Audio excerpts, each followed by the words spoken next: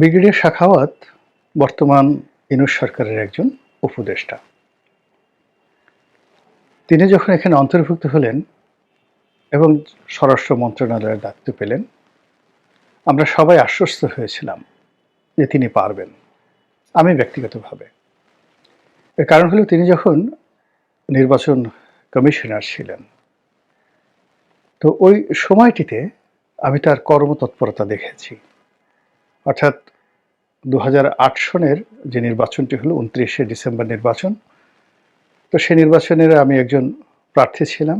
ওই সময়টিতে নির্বাচনের ময়দানে নির্বাচন কমিশনের যে ভূমিকা, গুরুত্ব, এটা আমি দেখেছি। পরবর্তীতে আমি যখন সংসদ সদস্য হলাম, ধরুন 2009 থেকে 2010 পর্যন্ত, এই সময়টিতে যে স্থানীয় সরকার নির্বাচন হয়েছে, সেই স্থানীয় সরকার নির্বাচনে নির্বাচন কমিশনের ভূমিকা, বিশেষ করে সাখাওয়াত সাহেবের ভূমিকা কতটা গুরুত্বপূর্ণ ছিল, এটি যারা চাক্ষুষ দেখেছেন কেবলমাত্র তারাই বলতে পারবেন। তিনি সারা বাংলাদেশে ঘুরে বেরিয়েছেন। আর ব্রিগেডিয়ার সাখাওয়াত স্বরাষ্ট্র উপদেষ্টা হিসেবে প্রথম কয়েকদিন খুব চেষ্টা করলেন, তারপর তাকে সরিয়ে দেওয়া হলো। ফলে তিনি এখন গা বাঁচানোর জন্য, মান সম্মান বাঁচানোর জন্য তিনি শুধুমাত্র ছুটাছুটি করছেন। কাজের কাজ যে খুব বেশি হচ্ছে এটা বলা যাচ্ছে না। আর তার যে অধিক্ষেত্র, কর্মক্ষেত্র, বন্দর, তারপরে শেষে শিপিং সেক্টর, শিপিং মিনিস্ট্রি, এখানে আসলে ভালো কিছু করার সম্ভাবনা নির্ভর করে যদি পোর্ট কাস্টমস ভালো করতে পারে, আমদানি রপ্তানি ভালো হয়। যেখানে আমদানি নাই, রপ্তানি নাই, সেখানে তিনি কি করবেন? He has nothing to say. তার এখানে করার কিছুই নাই। তো ফলে কি হচ্ছে, তিনি যেহেতু তার দাপ্তরিক কাজ খুব কম, তিনি ঘোরাফেরা করছেন, প্রচুর জায়গায় যাচ্ছেন, বিভিন্ন স্থল বন্দরে ঘোরাফেরা করছেন, মিডিয়াতে সাক্ষাৎকার দিচ্ছেন।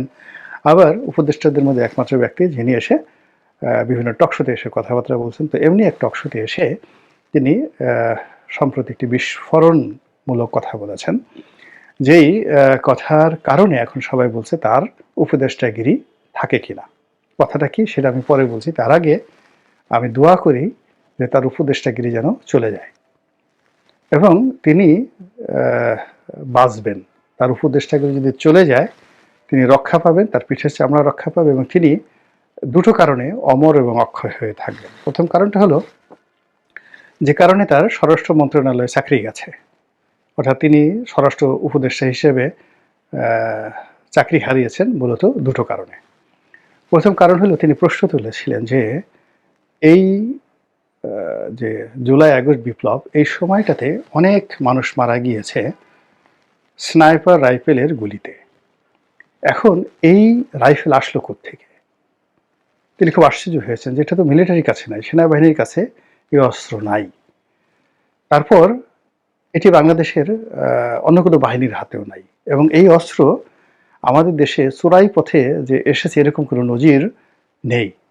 তাহলে এত স্নাইপার রাইফেল এবং এত ক্যাজুয়ালিটি কোত্থেকে এলো?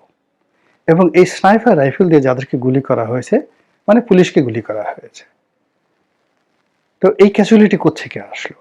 এই যে প্রশ্নটা তিনি ছুড়ে দিয়েছেন, এটি মানে অনেকের মাথা খারাপ করে দিয়েছে। ইট মিনস এই রাইফেলের সাথে যারা সম্পৃক্ত,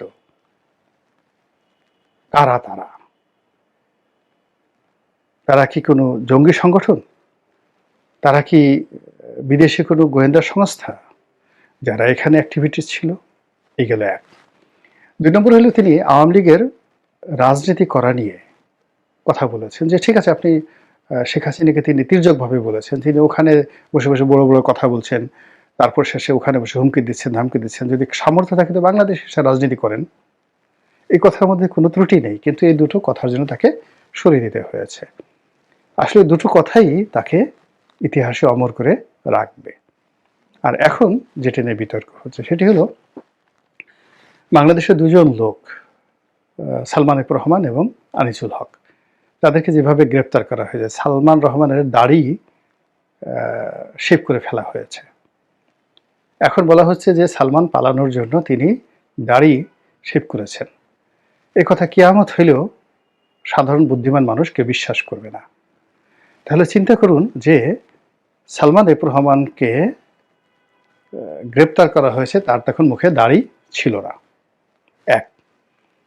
এবং তাকে যেভাবে লাইফ জ্যাকেট পরিয়ে এবং যেভাবে হাতে রশি বেঁধে, হ্যান্ডকাপ না পরিয়ে তাকে যেভাবে পাগল বেঁধে রাখে, ওইভাবে রশি বেঁধে তাকে যেভাবে বসিয়ে রাখা হয়েছে, এবং তার পাশে একইভাবে যেভাবে আনিসুল হককে, আইনমন্ত্রী আনিসুল হককে যেভাবে বসিয়ে রাখা হয়েছে, এবং যে গল্প তৈরি করা হয়েছে, এটিকে তিনি বলেছেন যে এটা একটা সাজানো নাটক। এবং পুলিশ এই ধরনের সাজানো নাটক কেন করে, কি কারণে করে, সেই ব্যাপারে তিনি একটা একেবারে সহজ সরল স্বীকারোক্তি দিয়েছেন। তো এই বক্তব্যটি নিয়ে তোলপাড় চলছে, ভীষণ রকম তোলপাড় চলছে। এবং এর ফলে কি হলো, যাদেরকে গ্রেপ্তার করা হচ্ছে বা হয়েছে আওয়ামী লীগের বড় বড় নেতাকে, এই গ্রেপ্তারের মূলে যে অভিযোগগুলো রয়েছে, গ্রেপ্তারের স্থান এবং গ্রেপ্তারের সময় যে কাণ্ডগুলো ঘটানো হয়েছে, যেমন জাস্টিস মানিককে কলাপাতার উপর শুইয়ে রাখা হয়েছে, তারপরে তার অন্ডকোষ ফাটিয়ে দেওয়া হয়েছে, এবং তাকে সীমান্তে যেভাবে গ্রেপ্তার করা হয়েছে, এগুলো সামনে চলে আসছে। তারপরে ডক্টর দীপুমণিকে যেভাবে জ্যাকেট পরানো হয়েছে, যেভাবে ডিম মারা হয়েছে, যেভাবে কিল ঘুষি চর থাপ্পড় দেওয়া হয়েছে কোর্টে, এরপরে যেভাবে এখন কারাগারগুলোতে, বিভিন্ন কারাগারে আওয়ামী লীগ নেতাদের হার্ট অ্যাটাক হচ্ছে, অনেকে মারা যাচ্ছেন, তারপর আরো অনেক কিছু ঘটছে, অনেক কিছু ঘটছে। তো এগুলোকে যদি নাটক হিসেবে আখ্যা করা হয় এবং এটি যদি একজন উপদেষ্টার মুখ থেকে বের হয়ে যায়, এটা কোনো সাধারণ ঘটনা নয়, এটি দলিল, এই সময়ের একটা দলিল। এবং এই সকল কথা বলার পরে যদি উনি টিকে যান, আমি মনে করবো এটা সরকারের